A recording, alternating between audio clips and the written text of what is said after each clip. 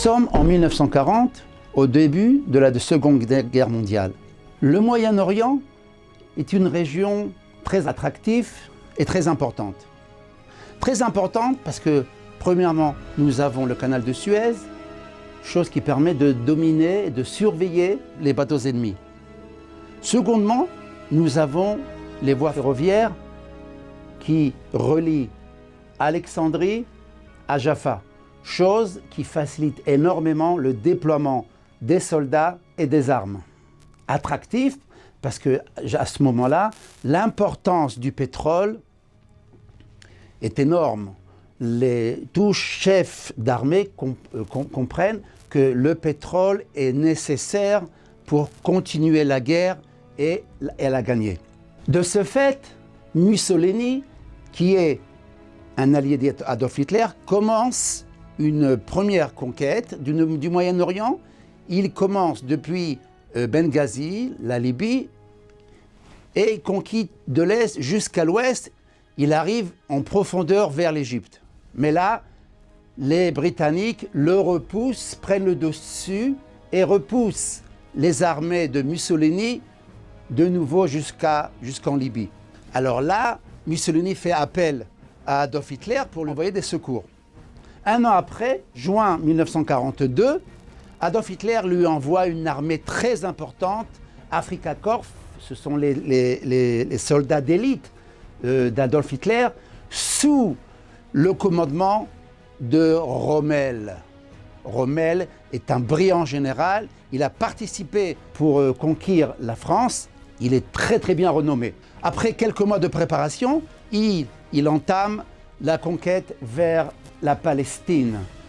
Pendant 1 an et demi, il y a une sorte de offensive contre-offensive, offensive contre-offensive. Une fois, ce sont les Britanniques qui prennent le dessus, une fois, ce sont les Allemands qui prennent le dessus. En fin de compte, Rommel arrive à 70 km d'Alexandrie, chose qui mène la panique chez la population juive en Palestine.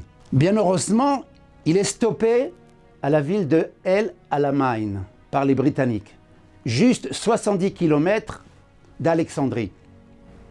Les Britanniques font savoir à la population juive en Palestine que dans le cas où les armées de Rommel continueront leur percée et prendront Alexandrie, les Britanniques quitteront la Palestine sans protéger la population juive. C'est une situation effroyable.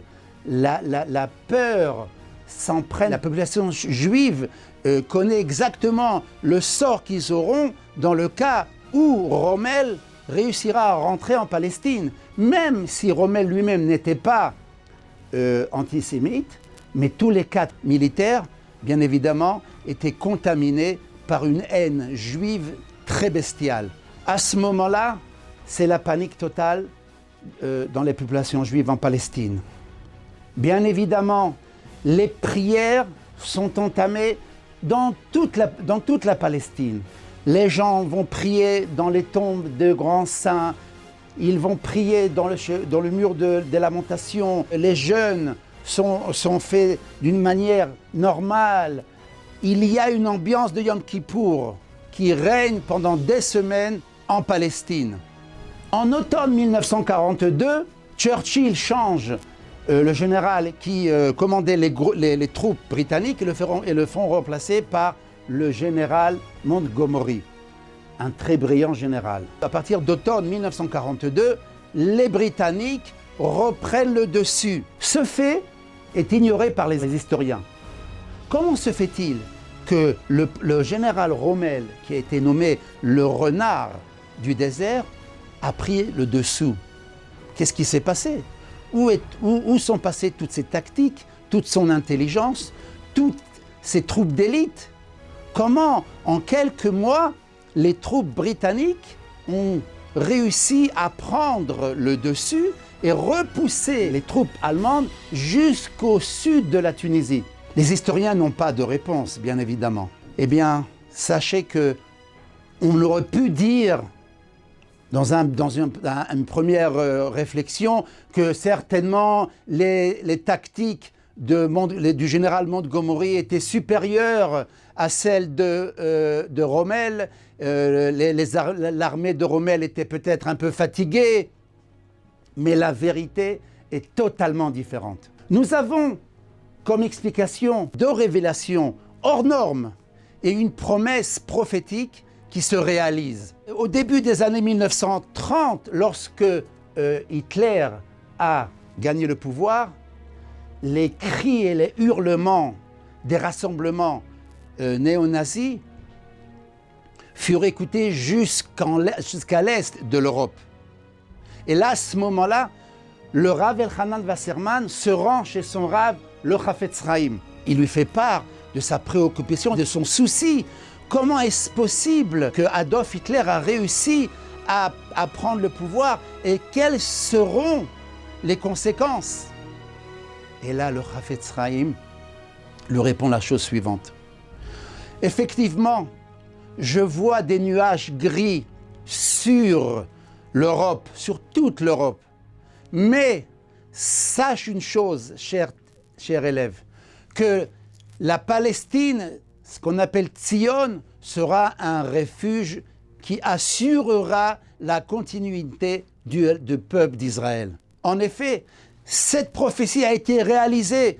La menace des armées nazies ont été complètement anéanties. Ils n'ont pas réussi à rentrer en Palestine. Ce, grâce à la prophétie du Chafetz Chaim qui a cité, en l'occurrence le verset du prophète Ovadia, qu'en aucun cas le peuple d'Israël sera anéanti d'une façon complète. Il y aura toujours un endroit où le refuge leur sera assuré. La première révélation, c'est celle du Rav Yaakov Abuchatzera. Lorsque les troupes allemandes étaient tout à côté au seuil d'Alexandrie, le Rav Yaakov Abuchatzera, le saint Rabbi Yaakov Abuchatzera, vient en rêve chez un disciple de la yeshiva des kabbalistes de Jérusalem. Et là, il lui dit la chose suivante. N'êtes-vous pas préoccupé par l'avance des troupes allemandes? Vous n'êtes pas conscient des conséquences catastrophiques qu'il y aura si les troupes allemandes réussiront à rentrer en Palestine. Le sort de la population juive sera identique à ceux de leurs frères d'Europe. Ça sera la déportation et l'extermination. Venez vite sur mon tombeau à Alexandrie en Égypte avec 10 kabbalistes. Priez sur ma tombe et je vous assurerai que les armées allemandes subiront une défaite totale. En effet, le lendemain, un minyan de grands kabbalistes, 10 grands kabbalistes, rejoignent le tombeau du Rabbi Yaakov Abuchatzera et commencent leur prière. Deuxième révélation, c'est celle du Admor, le Rabbi Israël Meositan. Comme nous l'avons dit précédemment, l'atmosphère chez les populations juives était identique à celle de Kippour. C'était les prières, les jeûnes, les pleurs, les cris. Et à ce moment-là, le jour de la Iloula du Or HaChaim HaKadosh, le Admour de Ositan se rendit sur la tombe du Or HaChaim HaKadosh à Jérusalem. Avec lui, il y a beaucoup de disciples et aussi un autre Admor, le Admor de Zvil. Et là, tout le monde entame une prière avec des pleurs qui font fondre chaque cœur. Et à un moment, le Admor de Zvil tombe dans les pieds de Admor de Ositan et lui dit « Grand Rav, qu'est-ce qu'il se passera? Quel sera l'avenir de la population juive en Palestine ?» Le Admor de Ositan ne répond pas et continue ses prières. À la fin, lorsque le Admor de Ositan veut rentrer chez lui, il dit à ses disciples qui sont autour de lui, les troupes allemandes subiront une défaite totale. Et là, les disciples lui demandent la question, mais Comment Rav, savez-vous, les troupes de Rommel se trouvent à 70 km d'Alexandrie, c'est tout proche de la Palestine. Et là, le Hadmour de Ocitane fait une révélation extraordinaire. Et il leur dit que lorsque j'ai fait mes prières, j'ai vu sur la tombe du Roi Chaim HaKadosh 4 lettres qui illuminaient en or. C'était le nom de Dieu Yud, la lettre He, Vav, He, qui représente le nom de la miséricorde. Et j'ai vu ces 4 lettres-là qui sortaient, qui illuminaient en couleur d'or. Et là, j'ai compris que Dieu a exaucé les prières et les jeûnes de toute la population d'Israël. Et là, Dieu a déchiré ce décret-là et les troupes allemandes ne rentreront pas en Palestine. Donc, c'est ça la raison pourquoi Rommel, malgré sa renommée d'être un renard du désert, a subi de lourdes défaites. C'est parce que Hachem a exaucé les prières qui venaient de tout notre cœur. Dieu a écouté nos prières, a vu les jeûnes que les gens ont fait, les prières pendant des semaines et des semaines. Et rien qu'à ce moment-là, parce que Hachem a exaucé nos prières, Hachem a éliminé la menace que les groupes allemands nazis rentreront en Palestine. Torah Box, c'est la diffusion chaque jour de cours de Torah variés et innovants, adaptés à chacun. Grâce à une équipe investie et désireuse de diffuser la Torah à son peuple, des cours sont enregistrés chaque jour en studio, puis montés et diffusés.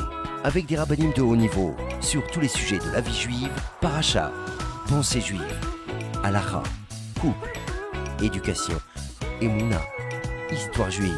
Et chaque semaine, une histoire exceptionnelle à raconter le Shabbat. De nouvelles émissions et débats innovants qui confrontent Torah et actualité. Des concepts de vidéos qui expliquent la halakha de manière ludique, divertissante et accessible. Et des programmes de Torah pour nos enfants. Torah Box, c'est du judaïsme sur mesure pour vous.